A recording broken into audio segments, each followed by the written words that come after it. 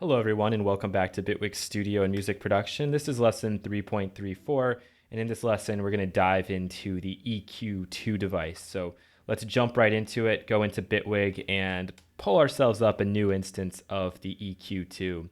So the EQ-2 is very similar to the filter in some ways, but also very different. So you'll see if we go here, we have two different bands. That's what these are going to be called. Or to maybe make it a little bit more easy, let's just call it two different filters. All right, these are completely independent. Now they're labeled high and low, and you can enable and disable them here. However, if you want, you can actually take the frequency, and you can see that we're getting some feedback here on the graph. You can pull this either all the way up to 20K or down to something like 20. And with the high, we can actually pull this below 20, which is kind of interesting, and then up again to 20K. So there's a reason for why they're actually doing this, and I will explain it to you in just a little bit. All right, so for right now, let's just work with our one band. So this is now becoming a one band EQ, but the reason it's called the EQ2, obviously, is we have band 1 and we have band 2. We have a few different options of filtering or of EQing, equalizing, that we can take advantage of. And let's start with the low shelf. All right, the low shelf is going to take the frequency. So let's say that we're working with this drum loop. Let's look at it on the frequency spectrum. And let's say we want to boost this sub energy down here. So let's say 80 hertz. So I'm going to take this, I can command click, type in 80.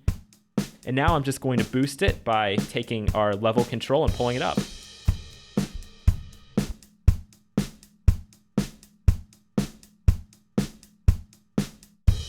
And if, of course, you really want to boost super hard, you need to make sure that you have either a tool device beforehand, turning this down to really guarantee that we're not going to have any overloads, that we're not going to go into the red. And of course, you could have another tool device after to try to get that signal flow proper, like we've talked about in other videos.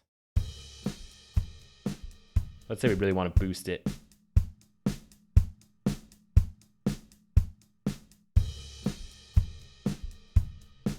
And we can hear the difference.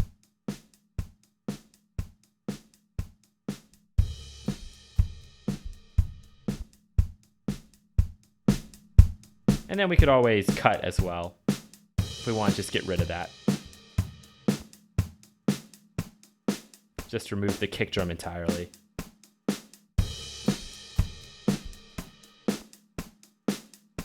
So obviously the EQ2 is designed more for, I would say, a fix it or an emphasize it type tool.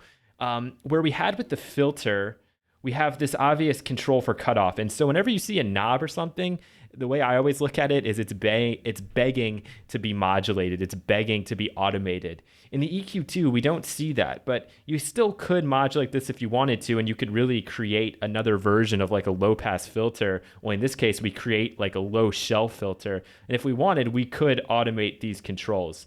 Would you actually ever do that? I don't know. Maybe you would, maybe you wouldn't. But typically the EQ devices are used specifically for that purpose of equalization, which is taking a look at the frequency spectrum and then boosting or cutting certain frequencies within a variety of different sounds and of different tracks to try to get them to all fit together in a more cohesive way so that you can hear each and every part. After the low shelf, we have a bell.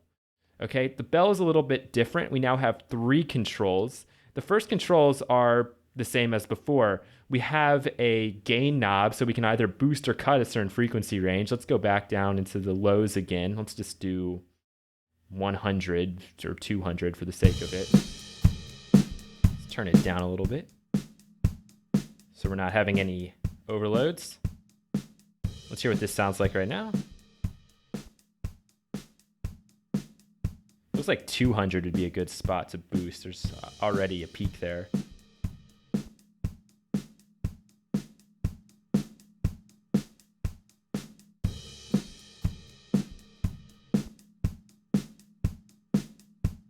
And then our last control is what's referred to as bandwidth or Q control. So this is going to determine how wide or how narrow. A lot of times people recommend that when you're boosting, you want to keep it pretty wide. And when you're cutting, you want to keep it pretty narrow. But really, there are no rules. You don't have to hold steady to that. When you're working with electronic sounds and not acoustic sounds, I say do whatever you want to do, because a lot of times those sounds don't have any real world equivalents. So people don't necessarily know what frequencies are going to sound good or what are going to sound bad.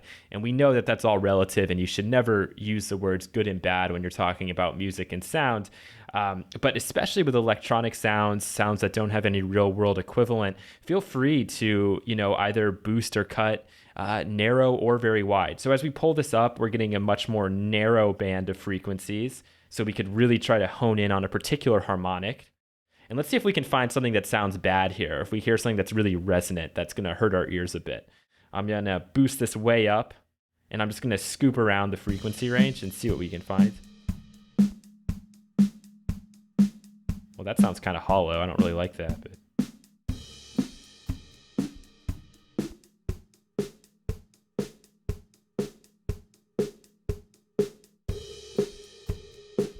Okay, so I don't particularly like this 413.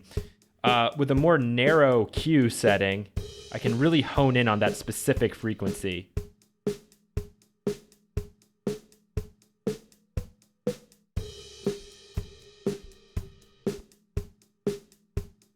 It sounds like it's almost right at 100. I'll wind this out a little bit, and then I'm going to cut this right out of the mix. Minus 19 is probably a little extreme.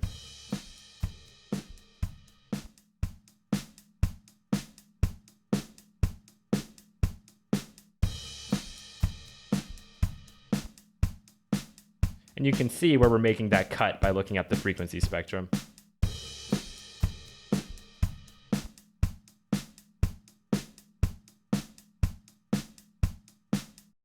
All right. We already are familiar with the high pass, and we have two different settings for our high pass. We have the 12 dB per octave. Pull this back a little bit. And now our second control is what I would refer to as being the resonance control. So we can get a similar sort of effect that we had with the filtering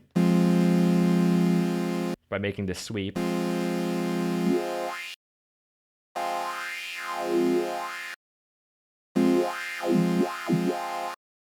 And don't forget, we can always cut this out if we want to hear our work.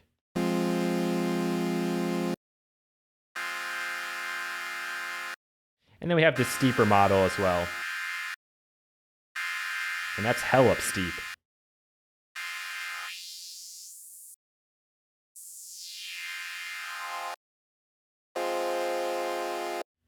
And our second band is just as similar, to be honest. Only now we're going to have access to low pass as compared to high pass, but the high shelf, the bell, these all work exactly the same. So what would be one usage of this EQ-2? We already talked a little bit about how you need to be careful with a lot of low frequency content. The reason for that, those are physically the largest waves, right? Those take up the most space in a room. They're the toughest to absorb. So let's say you're playing in a club and your track comes on and you have really bassed it up. You've really got a lot of bass going on, but you haven't gone through your other parts and applied any kind of high pass filtering. So what ends up happening is you have this cacophony of low frequency sounds, and they're bouncing all over the place, and they're connecting and they're intertwining and they're phasing. And so it just kind of sounds like this low rumbly mess because the speakers don't know any better. They're just trying to reproduce the sounds that you have. They're just trying to put out that song exactly as you've made it. So what you could do in that case is go back to your sounds and apply some high pass filtering. But let's say we have our drum loop here and we really like the low end in this. Well, right now we can't hear it, but let's say we really like the low end. So I want to boost that low end. I want to boost in this like 60 to 100. What I'm going to do is I'm going to use a shelf. Let's go to extreme right now. Boost it by like 8.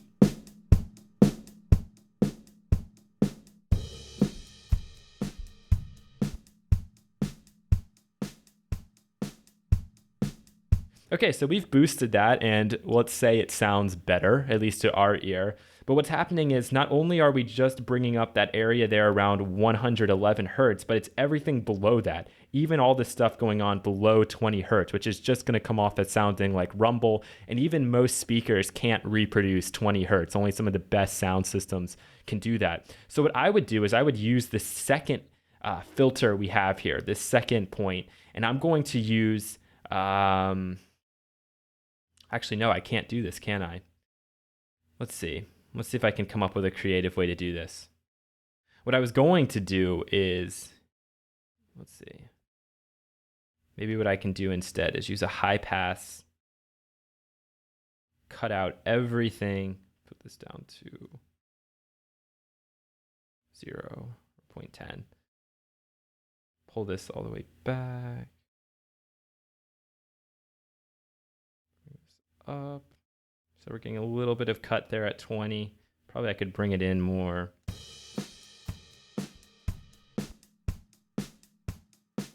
Now what I could do with this is I could use the bell, and I can go to that range that we really liked, that was around 100. Boost it up there about 8.